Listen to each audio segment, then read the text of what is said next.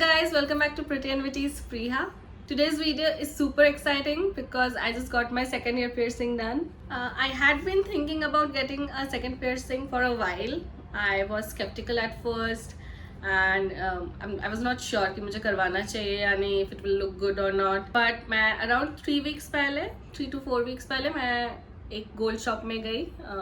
यहाँ का बहुत फेमस गोल्ड शॉप है PNG. वहाँ पे गई और वहाँ पे मैंने ये पियर्सिंग करवाया.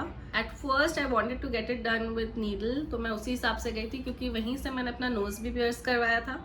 और उस टाइम पे जो ज्वेलर था, जो कारीगर था, उसने नीडल से किया था. गोल्ड का जो नीडल होता है उससे मेरा पियर्सिंग किया था. तो मुझे लगा था वही सेम प्रोसीजर होगा with the second piercing. But एक तो वो कारीगर भी चेंज हो गया था, अभी एक नया कारीगर था. एंड उन्होंने मुझे ये भी इन्फॉर्मेशन दिया कि वो बस गन पियर्सिंग करते हैं अब, बिकॉज इट्स मोर हाइजेनिक. तो पहले मुझे थोड़ा डर लग रहा था. सो आई वेंट देयर और उन्होंने पहले पूरा प्रोसीजर समझाया मुझे कि क्या करना है, कैसे होगा, उसके बाद का आफ्टर केयर कैसे होगा. और फिर they asked me to choose from a list of studs जो कि यूज़ किया जाएगा. उन्होंने शोकेस कर रखा था एक जगह पे कि कौन सा स्टड चाहिए. तो मैंने उसमें से जो सबसे छोटा, जो बहुत ज़्यादा छोटा नहीं बट प्रिटी स्मॉल कह सकते हैं, मैंने वो यूज़ किया है. और ये जो सेकंड वाला है वो है. 2 स्टड्स के अराउंड 1000 रुपीज़ लिए और मुझे भेज दिया कारीगर के पास.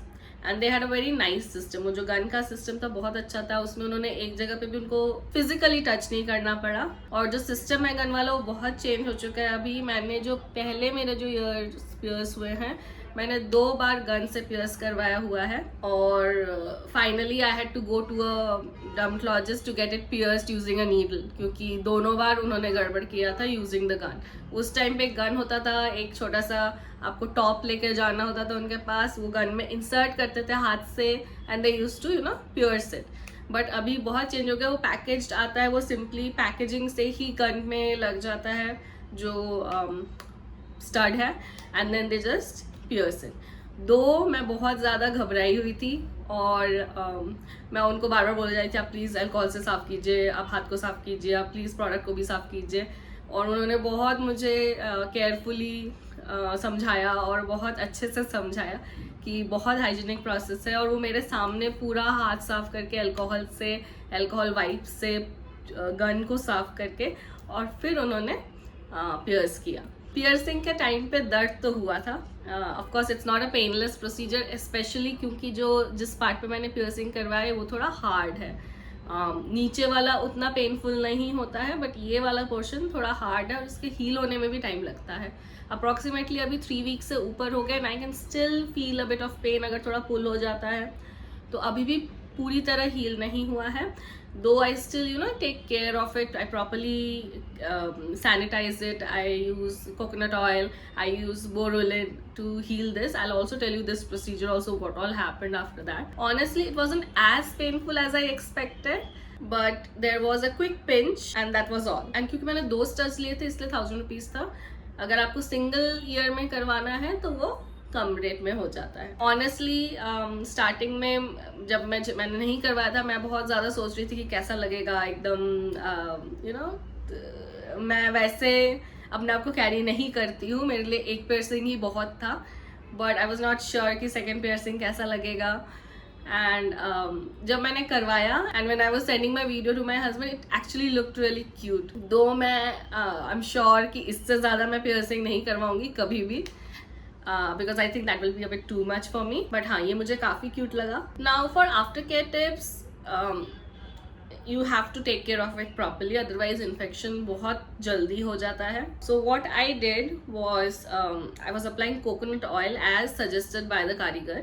उन्होंने मुझे बोला था सुबह और रात को सोने से पहले और उठने के बाद कोकोनट ऑयल लगा के स्टड है उसको घुमाना है 2-3 बार. तो I was doing that. But somehow one night, I'm not sure, सोते time suddenly when I woke up the next day, ear पूरा swell up हो चुका था and pain भी हो रहा था. I thought of going to the कारीगर or to the doctor, but then I searched a little bit online and it's quite normal sometimes.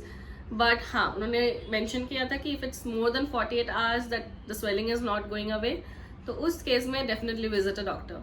So at that time what I did was I clean that piercing with saline water. गर्म पानी करके थोड़ा सा नमक डाल के, and I used to take it in cotton and I used to clean it properly.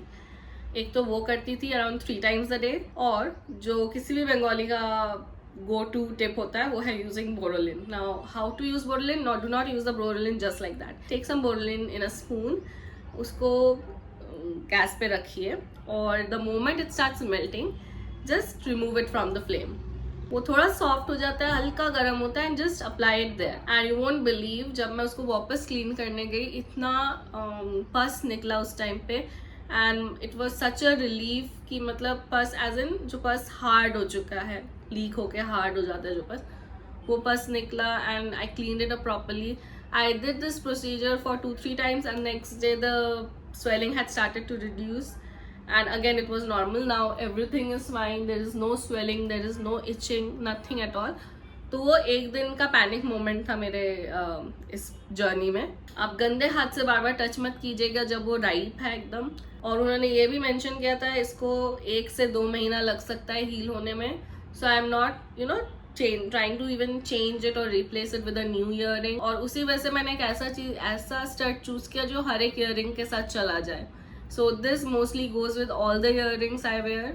Basically patience is the key if you want to heal it properly. So this is my second earring. I'm not sure if you can see it properly. अभी बहुत छोटा है stud, and it's still stings a bit when you touch it or pull it. So that was my experience getting my second ear piercing. I love how it looks, and I'm so glad that I finally got it done.